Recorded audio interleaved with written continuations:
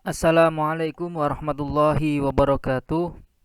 Anak-anakku sekalian, pada video kali ini Bapak akan menjelaskan materi tentang radikalisme. Materi ini adalah kelanjutan daripada video sebelumnya tentang Islam wasatiyah, dan di akhir bab ini ada penjelasan tentang radikalisme. Mungkin saat ini kalian seringkali mendengar istilah ini, maka pada video kali ini kita bersama-sama akan membedah apa sebenarnya arti daripada radikalisme dan upaya apa saja yang kemudian agar kita tidak terjerumus ke dalam pemikiran atau paham radikalisme. Yang pertama adalah makna tentang radikalisme. Jadi sebenarnya kata radikalisme ini turunan dari kata radikal. Jadi kata radikal sendiri ini sebenarnya sifatnya netral.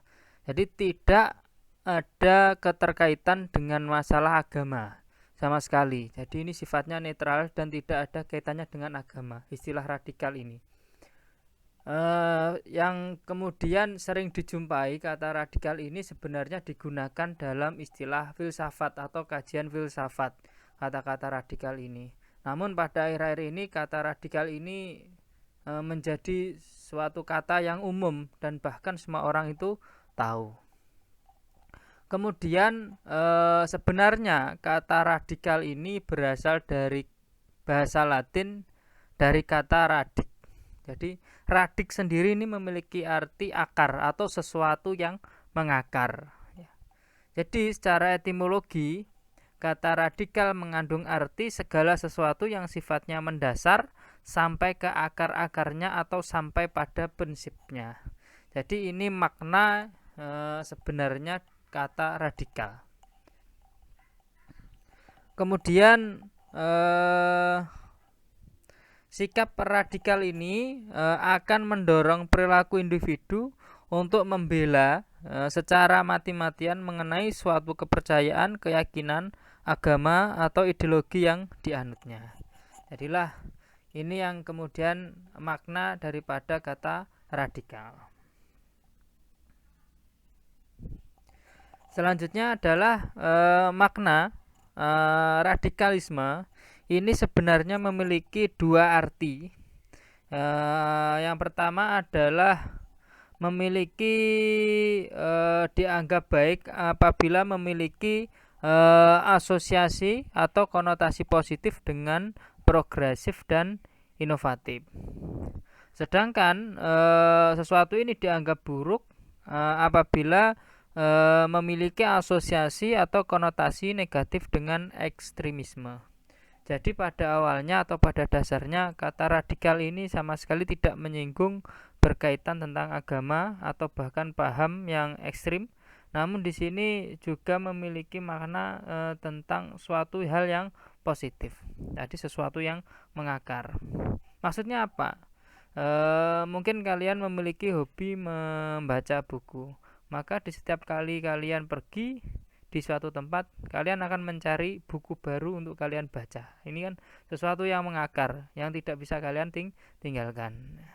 Namun seringkali kata radikal ini justru menjadi suatu konotasi yang negatif.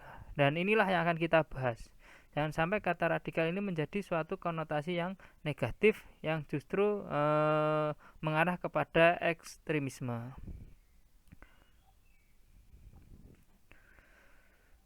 Jadi radikalisme dijadikan sebagai salah satu paham atau aliran yang menuntut perubahan dan pembaharuan sistem sosial dan politik dengan cara kekerasan atau ekstrim.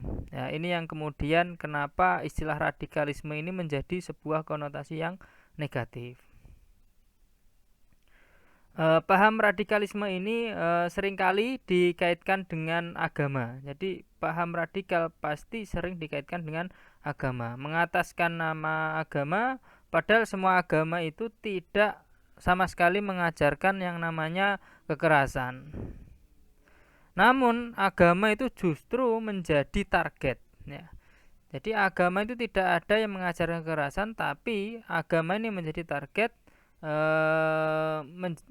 yang kemudian dijadikan kambing hitam tentang daripada paham radikalisme, terutama adalah agama Islam. Jadi pemberitaan online, pemberitaan internasional seringkali mensudutkan agama Islam sebagai sarang daripada tumbuhnya paham radikalisme. Ini adalah sesuatu pernyataan atau pemahaman yang keliru. Padahal sesungguhnya Islam adalah mengajarkan kedamaian kepada pemeluknya dan kepada semua orang. Jadi sebelumnya kita mempelajari berkenan Islam rahmatan lil alamin, pembawa rahmat terhadap seluruh alam, baik yang ada di dunia ataupun yang ada di langit. Ini berkenaan tentang Islam. Tapi justru saat ini muncul isu-isu tersebut yang menjadikan munculnya Islamfobia, ketakutan dengan Islam atau ketakutan terhadap orang-orang Islam. Ini terjadi saat ini. Kemudian paham ini memunculkan adanya orang Islam yang radikal, yaitu orang Islam yang mempunyai pikiran yang kaku dan sempit dalam memahami Islam serta eksklusif dalam memandang agama-agama lain. Jadi paham radikalisme ini sebenarnya adalah adanya orang yang radikal. Jadi oknum, bukan agamanya, tapi orang yang radikal, yakni mempunyai pikiran yang kaku. Jadi memiliki pikiran yang kaku dan sempit dalam memahami suatu ajarannya. Jadi radikalisme ini sebenarnya muncul daripada orang-orang yang memiliki pikiran yang kaku dan sempit dalam memahami ajarannya serta eksklusif dalam memandang agama-agama yang lainnya. Kemudian radikalisme atas nama agama ini tidak jarang menimbulkan konflik sampai pada puncaknya terjadi terorisme. Jadi radikal ini menjadikan konflik sehingga muncul terorisme yang justru akan membahayakan stabilitas dan keamanan sebuah negara. Dan pada akhirnya radikalisme ini menjadi penyebab peperangan yang justru menimbulkan rasa yang tidak aman. Jadi inilah dampak negatif yang berbahaya, tidak hanya mengintai seseorang, bahkan ini dalam lingkup yang luas sampai kepada tatanan negara. Pada taraf terendah, ya, radikalisme ini sampai menganggap atau mengganggu keharmonisan dan kerukunan masyarakat. Ini yang paling rendah. Dampaknya adalah mengganggu keharmonisan dan kerukunan masyarakat. Bahkan seringkali kita mendengar klaim tentang sedikit-sedikit mengatakan itu adalah sesuatu yang sesat. Ini belum tahu apa-apa kemudian menyebutnya adalah sesuatu yang bid'ah. Ada sesuatu seorang melakukan sedikit kesalahan kemudian dicap sebagai kafir bagi kalangan yang tidak sependapat dengan pemahamannya. Jadi ini hal yang paling rendah, ya. Ini yang seringkali kita jumpai. Maka saya harapkan kepada kalian semua terus untuk mengingatkan diri sendiri bahwasannya jangan seringkali atau sesekali kita menyebut atau menjustifikasi seseorang dengan kata sesat kalau kita belum tahu akar permasalahannya. Jangan sedikit-sedikit mengatakan saudara kita yang berbeda dengan kita dengan sebutan bid'ah atau bahkan menyebutnya dengan sebutan kafir. Ini sangat berbahaya, akan mencederai dan menyakiti perasaan saudara kita. Tapi perlu digarisbawahi, hakikat Islam adalah agama yang cinta dan membawa kedamaian. Jadi Islam rahmatan lil alamin. Mereka yang menerapkan kekerasan dengan mengatasnamakan Islam bukanlah orang Islam yang sesungguhnya. Ada hal yang digarisbawahi bahwasanya orang Islam yang kemudian menerapkan kekerasan ini bukanlah orang Islam yang sesungguhnya. Jangan sampai kita termasuk ke dalam golongan orang-orang tersebut. Maka faktor yang menjadikan sesuatu ini menjadi radikalisme, ya. Penyebab adanya radikalisme diantaranya adalah yang pertama, pengetahuan agama yang setengah-setengah melalui proses belajar yang doktriner. Jadi pengetahuan agamanya itu tidaklah menyeluruh, tidaklah semua, tapi separuh-separuh. Dan proses belajarnya ini sifatnya adalah doktrin. Jadi tidak memberikan pemahaman yang luas, tapi mendoktrin. Jadi kita bisa melihat jangan sampai kegiatan-kegiatan ini kita mengikutinya. Yang kedua adalah memahami Islam ini dari kulitnya, tetapi minim wawasan tentang esensi agama itu. Jadi memahami Islam hanya dari kulitnya saja, tapi isinya justru tidak dipelajari. Jadi jangan sampai kalian salah melihat keislaman itu dari baju, kemudian dari tasbihnya, kemudian dari songkoknya, tidak, atau kemudian dari tanda hitam di kepalanya bekas sujudnya, tidak.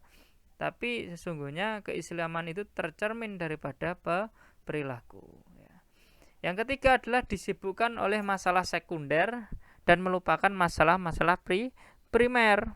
Jadi lebih sibuk dengan masalah sekunder dan melupakan sesuatu yang pokok. Yang keempat adalah lemah dalam wawasan sejarah dan sosiologi, sehingga fatwa-fatwa mereka sering bertentangan dengan kemaslahatan umat, akal sehat, dan semangat zaman. Jadi memang secara kepekaan sosial, ya, ini kurang, sehingga fatwanya ini justru bertentangan dengan kemaslahatan umat.